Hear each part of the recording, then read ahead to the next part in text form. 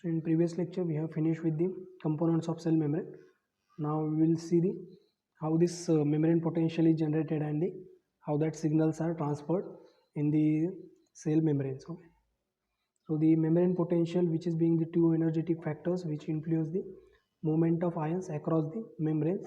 So one important factor is the concentration gradient, that is the difference in the concentration, and next is the electrical potential difference, or we can say that electrical gradient. Okay, so two types of differences, that is the concentration and potential or the electric signal are resulted into the signal generation. Okay, so the concentration gradient of course is applied to the unchanged molecule too, but with the ions we must always consider the electrical potential difference. Okay, so thus the total energy change for the movement of ions across the membrane is the sum of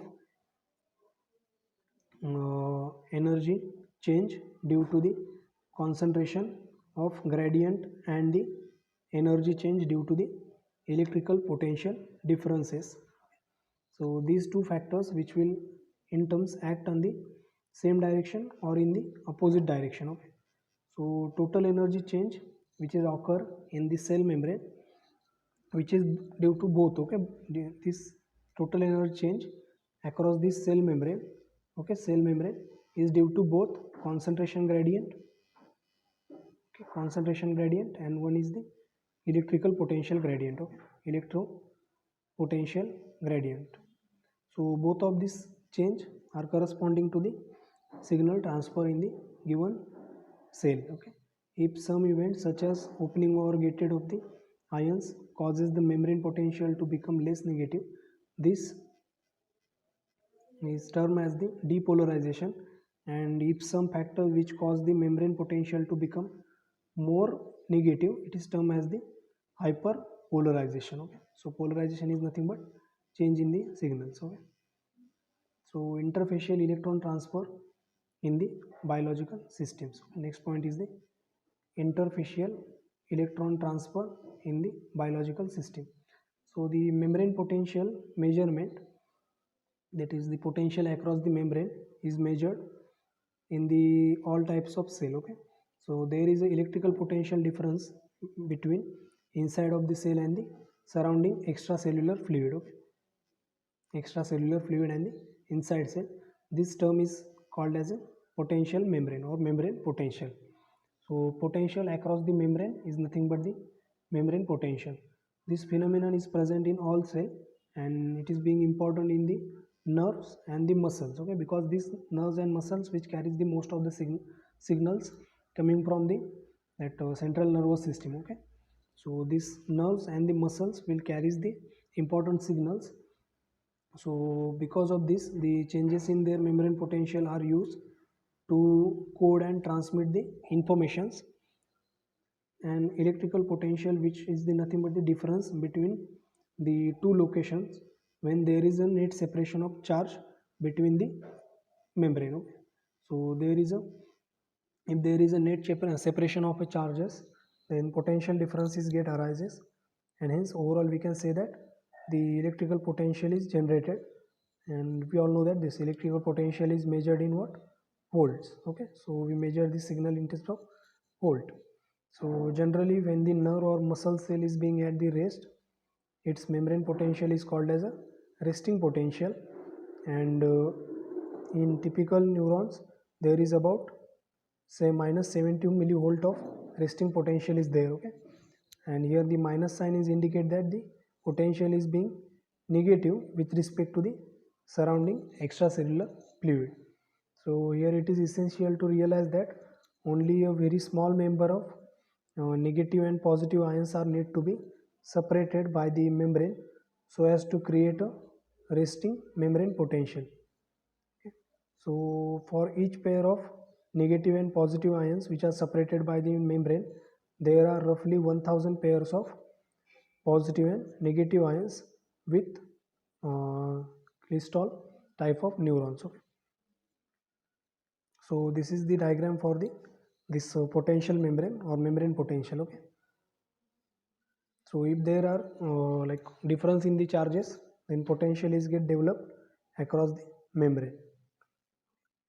Now next is the adsorption of the proteins on the metal surface. So adsorption is nothing but what? The accumulation and the adhesion of the molecules or atoms or ions or larger particles on the surface of layer. But this surface layer accumulation is without penetration across the surface. Okay, so these molecules are not penetrate across the layers.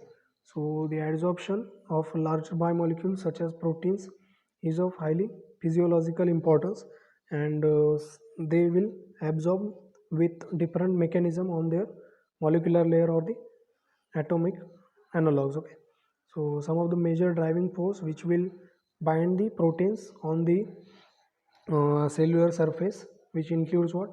Surface energy, intermolecular forces, hydrophobicity, and the ionic or the electrostatic interactions. Okay, so adsorption of the proteins on the cellular layer or the cell membrane, it depends upon the surface energy of the cell membrane, intermolecular forces between molecules and the this protein, hydrophobicity of this molecule, and the ionic electrostatic interaction.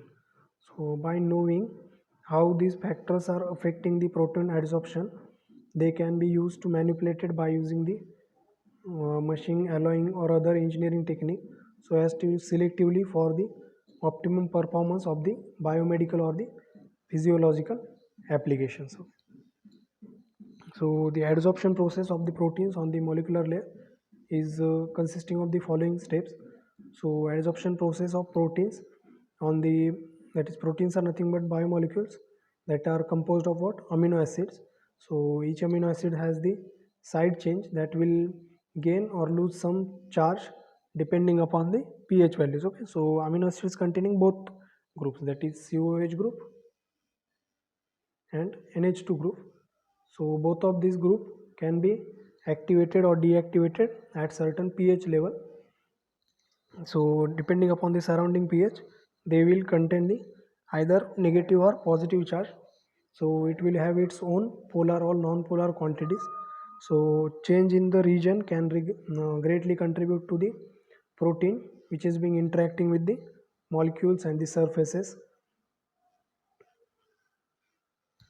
So as a result of this hydrophobicity, the charged amino acid which tends to have the located outside of the proteins where they will be able to interacting with the external surface. Okay.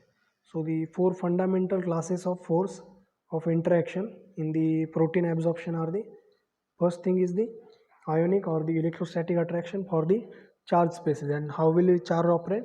How will this charge is obtained?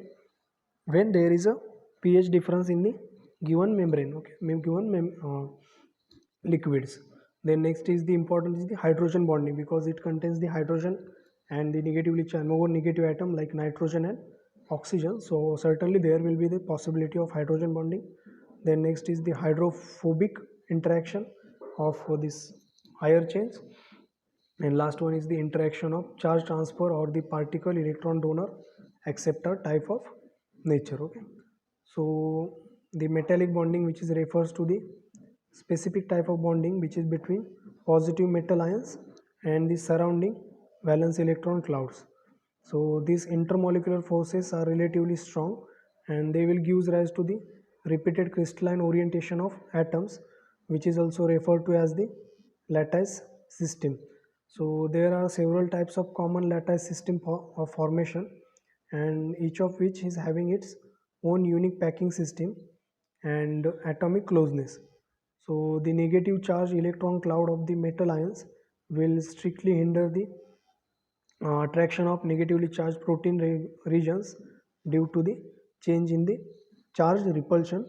So the limiting available binding sites of the protein will bound more strongly with the metal surface. Okay.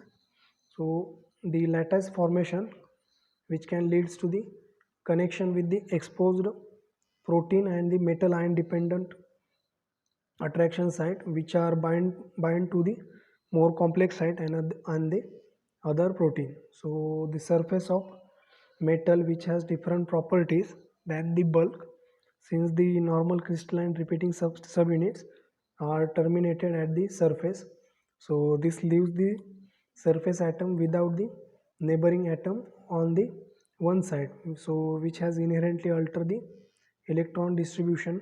So this phenomenon will explain why the surface atom which is having the higher energy than the bulk, okay, because the molecules are present on the surface, so often we can simply refer to as it is a surface energy. So surface energy is also affecting the membrane potential. So this state of higher energy is unfavorable, and hence the surface atom will try to reduce its energy. So how they can do that? So either they can come inside the or come go away from the surface, or try to bind this with the available reactive molecules, okay. So in this way the surface energy can be decreased. So next part is the enzyme as a electrode, okay, enzyme as a electrode. So there are the like quite famous, okay, receptor or the electrodes, like we have seen for the glucometers, or the this recently like this for the detection of the this new virus also, certain toolkits are there which will shows you the fast results, okay. All these things are consisting of the enzyme, which particular enzyme reacting with the that antibodies or the bodies that coming from the given samples, okay, and they will show the result. So glucometer or the um, other enzyme sensor electrodes shows the quite instant result for the given analysis, okay. So enzyme can be combining with the electrochemical sensor so as to produce an electrode that will measure the substrate using that enzyme. Such a electrode are known as the enzyme electrodes. So enzyme electrode which are definitely ion selective, okay, these are not definitely ion selective, but they are considered to be the ion specific electrodes, okay. So such an electrode which has the double reaction mechanism, and enzyme is reacting with specific substances, and that the product of the reaction, which is being usually H plus or OH minus ions, are detected by using the ion selective electrodes such as the pH sensitive electrodes. So all of these reactions which occurring inside the special cell membrane which covers the true ion selective electrode.